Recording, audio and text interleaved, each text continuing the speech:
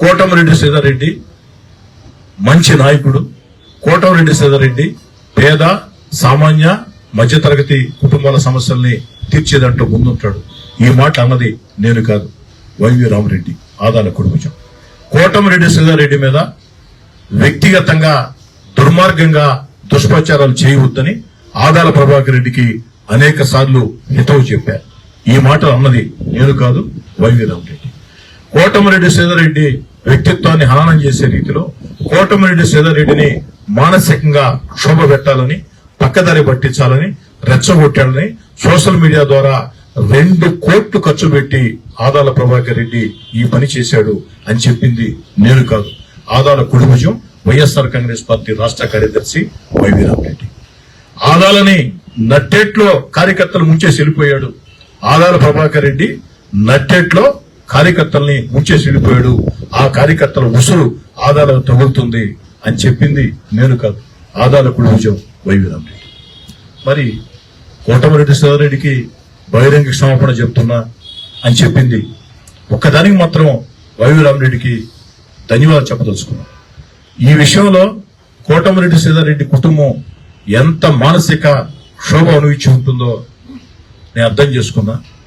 నేను చేసిన తప్పుని సరిచేసుకుంటున్నా, ఇది నాకు ఆ దేవుడిచ్చిన ఆలోచనగా భావిస్తున్నా అని చెప్పారు. దానికి మాత్రం వారి ధన్యవాదాలు. ఎవరైనా తప్పని తెలుసుకున్నారు కాబట్టి ఇప్పుడు బాల్ ప్రభాకర్ రెడ్డి కోర్టులో ఉంది. ప్రభాకర్ రెడ్డి గారు సమాధానం చెప్తే తిరిగి సమాధానం చెప్పేదానికి ఎప్పుడు సిద్ధంగా ఉంటాం. దాంట్లో ఏం తేడా లేదు. నీచాతి నీచగలం అందరికీ కుటుంబాలు ఉంటాయి. ఆఖరి విషయం, ముఖ్యమైన విషయం చెప్పడం మర్చిపోయాను మీకండి. నేను మా నాయకులు కార్యకర్తలు మొత్తం ఆదేశాలు ఇచ్చాను. ఎలక్షన్ ప్రచారం స్టార్ట్ అవుతానే ఎక్కడైనా మీరు ముందుగా ప్రోగ్రాం పెట్టుకోమన్నా స్థానికంగా ఆదాల ప్రభాకర్ రెడ్డి గారైనా వారి కుమార్తె అయినా అక్కడికి వస్తే వాళ్ళ ప్రోగ్రామ్ ని డిస్టర్బ్ చేయకండి. మీ ప్రోగ్రామ్ ని క్యాన్సిల్ చేసుకోండి. మరో ప్రాంతంలో తిరగండి. ఆ ప్రాంతంలో వాళ్ళు తిరిగిన తర్వాత తిరగండి. ముఖ్యంగా ఆదాల కుటుంబ సభ్యులు, ఆదాల కుమార్తె ఇంకెవరైనా వస్తే గౌరవంగా చూడండి అని చెప్పని మా నాయకులు మొత్తం చెప్పారు. ఎక్కడ ఆదాల కుమార్తె గారు తిరిగితే మా వైపు నుంచి ఎక్కడ చిన్న పొరపాటు జరగదు. అదే నాగరాజు గారు మీరే సాక్ష్యం దీనికి. 29వ డివిజన్ లో గాంధీనగర్ లో నా 2వ కుమార్తె ప్రచారం చేస్తుంటే వైఎస్ఆర్ కాంగ్రెస్ పార్టీ నాయకులు వెంటబడి వైసీపీ జెండాలు చేత పెట్టుకుని ఆ రోజు అక్కడ వాళ్ళ కార్యక్రమం లేని కూడా లేదు. మాది 3 రోజుల ముందే సోషల్ మీడియాలో తెలియజేశాం నా కుమార్తె ప్రచారం చేస్తుందని. వెంటబడి హేళన చేస్తూ ఆ వ్యక్తిని, ఆ హేళన చేసిన వ్యక్తిని శిక్షించాలంటే 15 నిమిషాలు పని. ఈ రోజు కాదు, ఈ రోజైతే ఆలోచన చేయడం కూడా వేస్ట్. ఆ రోజే 15 నిమిషాలు పని. కానీ అక్కడ కూడా ఇదే ప్రజలకు భయపడ్డాం. ఏమో ఆ ప్రజలు ఏమో అనుకుంటారేమో. ఇది తెలియదు ప్రజలకి. ఎంతవరకు న్యాయం? మన ప్రత్యర్థులు రాజకీయాల్లో ఎవరు శత్రువులు కాదు. మన ప్రత్యర్థులైనా పెళ్లిళ్ళలో పేరెంటాల్లో కనపడితే నమస్కారం పెడతాం గౌరవంగా. కుటుంబ సభ్యులంటే కొంచెం ఆప్యాయత చూపిస్తాం. రాజకీయాలు ఏమి శత్రు దేశాలేం కాదు కదా. నాకున్న సంస్కారం ఆదాల ప్రభాకర్ రెడ్డి మీకు లేకుంటే ఎట్ట? మీ కుమార్తె తిరిగింది. ఎక్కడైనా మా వాడ నుంచి రూరల్లో చిన్నపాటి సంఘటన జరిగిందా? మీ పర్యటనలో జరిగాయా? అదే నా కుమార్తెలు తిరుగుతుంటే ఎవరి ప్రోద్బలంతో వాళ్ళు ఎన్ని చేశారు చూడాలి. రేపో ఎల్లుండో వాళ్ళు ఏం చెప్తారో చూడాలి. అయ్యా మా సొంతంగా చేసామనో లేకపోతే నీ కూడా ఆయన చేయించాడనో చెప్పాలి. అందుకే దాని గురించి మాట్లాడదలుచుకోవాలి. వైవి రామరెడ్డి చెప్పిన మాటలు మాత్రమే మాట్లాడా. దయచేసి మీడియా మిత్రులారా, నా మానసిక పరిస్థితి, నా భావోద్వేగాలు అర్థం చేసుకోండి. నేను ఏటికి బాధపడటం.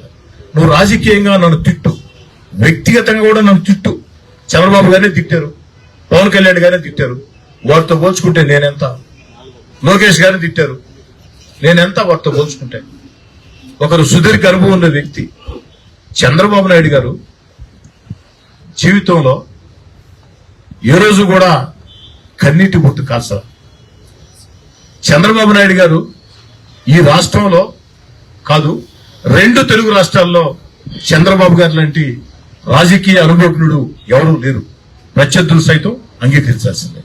ఈ దేశంలోనే ఒక 5-6 మంది ఉంటే సుదీర్ఘ చరిత్ర కలిగిన వాళ్ళు ఒక నవీన్ పట్నాయక్ గారు, అలాంటి వాళ్ళలో చంద్రబాబు గారు ఒకరు.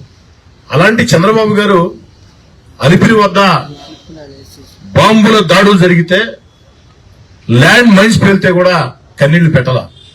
అలాంటి చంద్రబాబు గారిని నిండు శాసనసభలో ఏ విధంగా అవమానించారో కన్నీళ్లు పెట్టారో తెలుసు.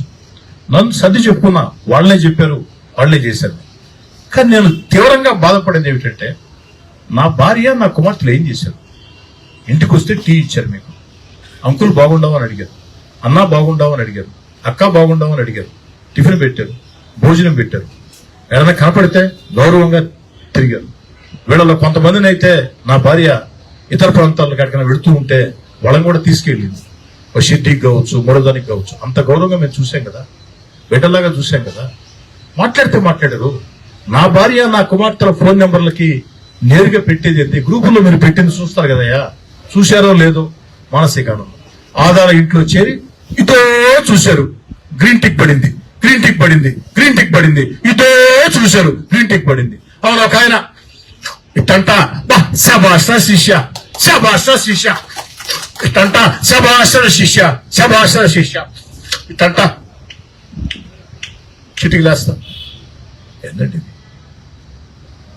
నేను చెప్తాం కదా, నిన్న ఆదాల కుడిభుజం వైసీపీ రాష్ట్ర కార్యదర్శి వైవి రామిరెడ్డి చెప్పారు, ఇదంతా ఆదాల చేయించాడు.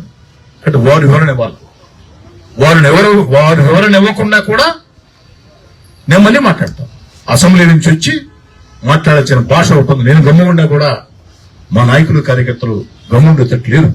నేనేమడుగుతున్నాను, ఆదాల గారి గురించి ఒక్క మాట నేను పొరపాటు మాట్లాడాను. ఆదాల గారి గురించి నయవంచకుడని, మోసగాడని, పెద్ద మనిషి ముసుగు దోసుకున్నటువంటి నీచుడని మాట్లాడింది ఎవరు? ఆదాల కుడిభుజం వైసీపీ రాష్ట్ర కార్యదర్శి వైవి రామిరెడ్డి. వారు వివరణ ఇవ్వాలి. 2 కోట్లు ఖర్చు పెట్టించాడు అని చెప్పాడు నా మీద ఆదాల, నాకు వ్యతిరేకంగా సోషల్ మీడియా దుష్ప్రచారం కోసం. దానికి వారే సమాధానం చెప్పారు.